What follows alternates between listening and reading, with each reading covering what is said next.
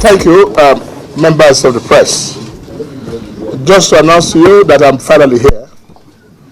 After all the sojourn and the long journey that I had to go through before being sworn in.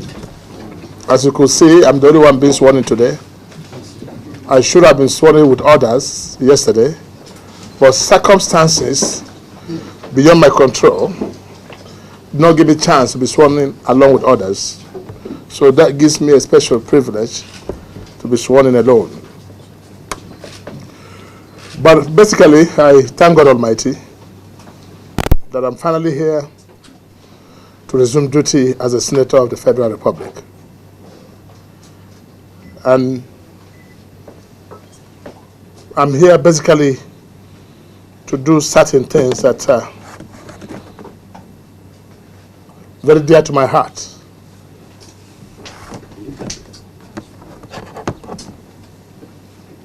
One of them is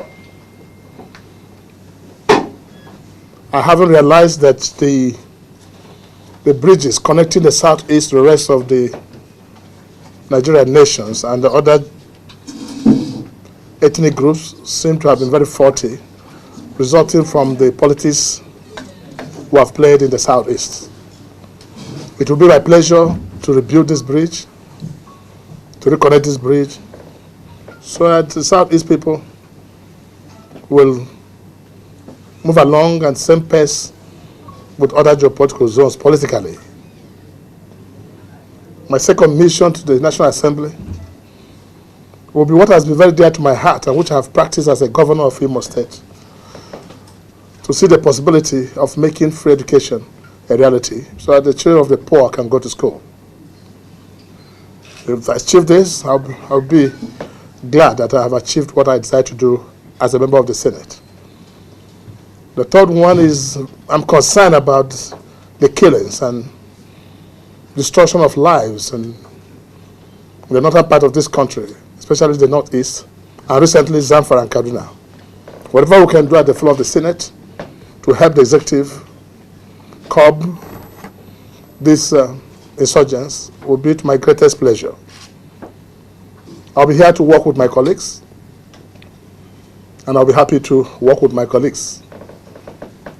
As to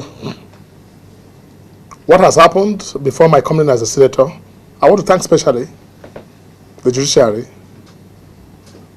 for being the last hope of the common man and being the last hope of the oppressed, whatever situation and circumstances he finds himself. But without the Judiciary, I wouldn't have been here.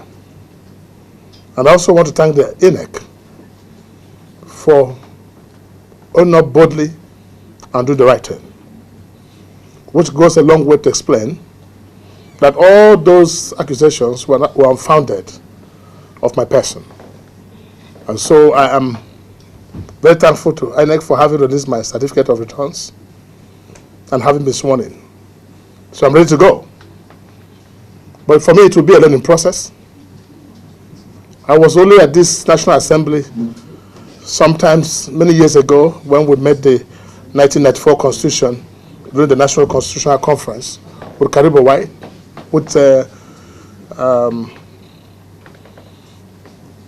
during the Abacha regime. That was when I came here first as member of the National Assembly. That was like a 2-year program, but this gives me more exposure to interact with my colleagues. So members of the press, you'll be seeing me more here. Part of that, but it will be very surprising to see that INEC will go and appeal on this matter, because there's no basis for it at all. And if we have to dwell into this matter, which is known to all of you and all Nigerians, in the first place, the accusation before me was that of duress. In other words, duress means using mild force or excessive force to compel somebody to do something he or she does not want to do.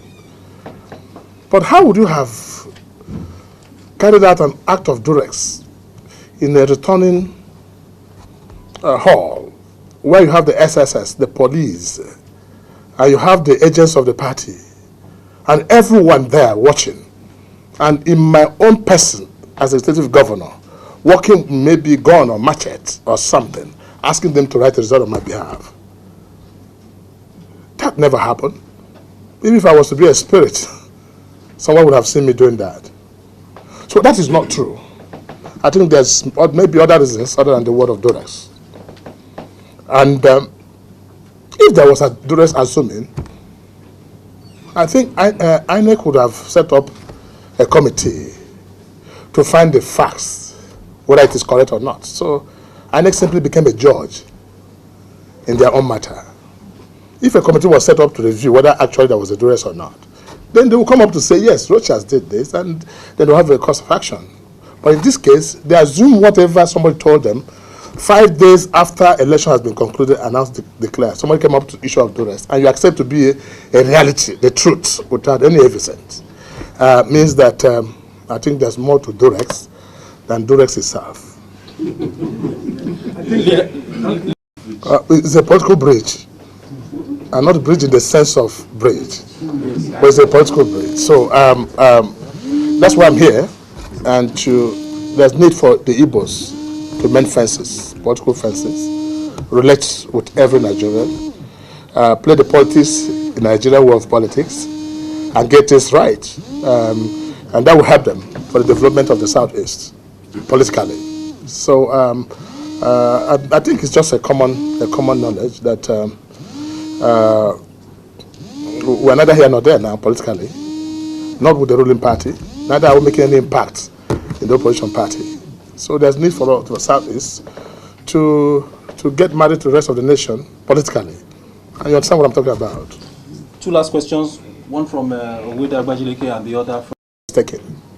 The Southeast cannot just fold their hands and wait power to be given to them. And someone will just give you power because you want power.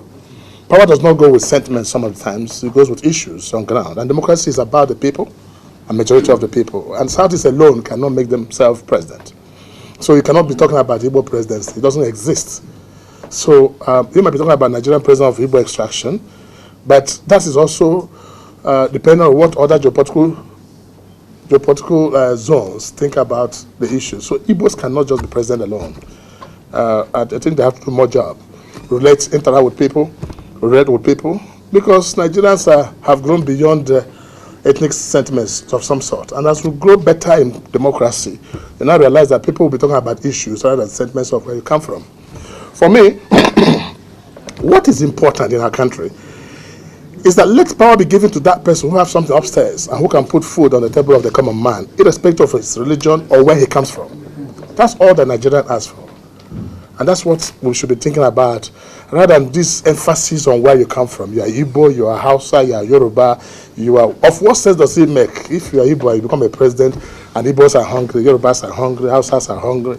I think we have got to a point in our nation's political history where we must think about that person who has something upstairs, who can put food on the table of the common man. That is the kind of person we're looking at after the 2023. All right, okay. This man, based on what you know, because the question my colleague is asking is that you must have known certain things. So based on what you know, do you want to confirm this kind of postulation? Because it coincided after the election, Stake was guilty, now you've been sworn in. Well, those behind my travel, if any, should be bold enough to announce themselves. And if you're not talking about owning up your responsibility, it's not my duty to point you out. But I think in all this,